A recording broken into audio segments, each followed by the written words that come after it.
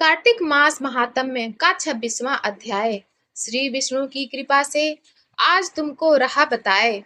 नारद जी बोले, इस प्रकार विष्णु पार्षदों के वचन सुनकर धर्मदत्त ने कहा, प्रायः सभी मनुष्य भक्तों का कष्ट दूर करने वाले श्री विष्णु की यज्ञ, दान, व्रत, तीर्थ सेवन तथा तपस्याओं के द्वारा विधि पूर्वक आराधना करते हैं।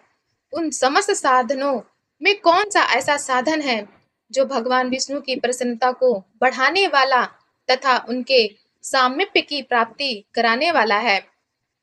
दोनों पार्षद अपने पूर्व जन्म की कथा कहने लगे। हे द्विज श्रेष्ठ, आपका प्रश्न बड़ा श्रेष्ठ है। आज हम आपको भगवान विष्णु को शीघ्र प्रसन्न करने का उपाय बताते हैं। हम इतिहास सहित प्राचीन वृत्तांत सुनाते हैं, सावधानी पूर्वक सुनो। ब्रह्मन पहले कांचीपुर में चोल नामक एक चक्रवर्ती राजा हो गए हैं। उन्हीं के नाम पर उनके अधीन रहने वाले सभी देश चोल नाम से विख्यात हुए।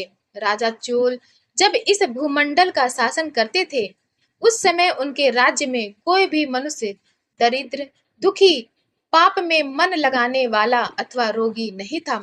एक समय की बात है, राजा चोल अनंत शयन नामक तीर्थ में गए, जहां जगदीश्वर भगवान विष्णु ने योग निद्रा का आश्रय लेकर शयन किया था।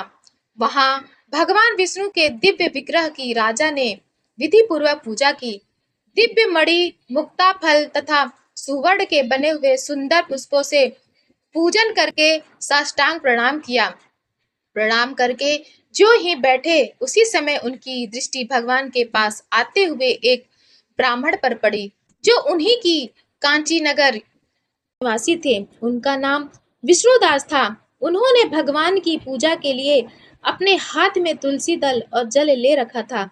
निकट आने पर उन ब्राह्मण ने विष्णु सूक्त का पाठ करते हुए देवाधिदेव भगवान को स्नान कराया और तुलसी की मंजरी तथा पत्तों से उनकी विधिवत पूजा की। राजा चोल ने जो पहले रत्नों से भगवान की पूजा की थी, वह सब तुलसी पूजा से ढक गई। यह देखकर राजा कुपित होकर बोले, विष्णुदास, मैंने मड़ियों तथा सुवर्ण से भगवान की जो पूजा की थी, वह कितनी शोभा पा रही थी। तुमने तुलसी दल चढ़ाकर उसे ढक दिया। बताओ, ऐसा क्यों किया? मुझे तो ऐसा जान पड़ता है कि तुम दरिद्र और गंवार हो, भगवान विष्णु की भक्ति को बिल्कुल नहीं जानते। राजा की यह बात सुनकर द्विज श्रेष्ठ विष्णुदास ने कहा, राजन, आपको भक्ति का कुछ भी पता नहीं है। केवल राजलक्ष्मी के कारण आप घमंड कर रहे हैं। बतलाइए, तो आज से पहले आपने कितने वैष्णव व्रतों का पालन किया है? तब नृप श्रेष्ठ चोल ने हंसते हुए कहा, तुम तो दरिद्र और निर्धन हो। तुम्हारी भगवान विष्णु में भक्ति ही कितनी है। तुमने भगवान विष्णु को संतुष्ट करने वाला कोई भी यज्ञ और दान आदि नहीं किया, और न पहले कभी कोई देव मंदिर ही बनवाया है। इतने पर भी तुम्हें अपनी भक्ति का इतना गर्व है। अच्छा, तो ये सभी ब्राह्मण मेरी बात सुन ले। भगवान विष्णु के दर्शन पहले मैं करता हूँ या यह ब्राह्मण? इस बात को आप सब लोग देखें, फिर हम दोनों में से किसकी भक्ति कैसी है, यह सब लोग स्वतः ही जान लेंगे। ऐसा कहकर राजा अपने राजभवन को चले गए। वहां उन्होंने महर्षि मुद्गल को आचार्य बनाकर वैष्णव यज्ञ प्रारंभ किया। उधर सदैव भगवान विष्णु को प्रसन्न करने वाले शास्त्रोक्त नियमों में तत्पर विष्णुदास भी व्रत का पालन करते हुए वहीं भगवान विष्णु के मंदिर में टिक गए।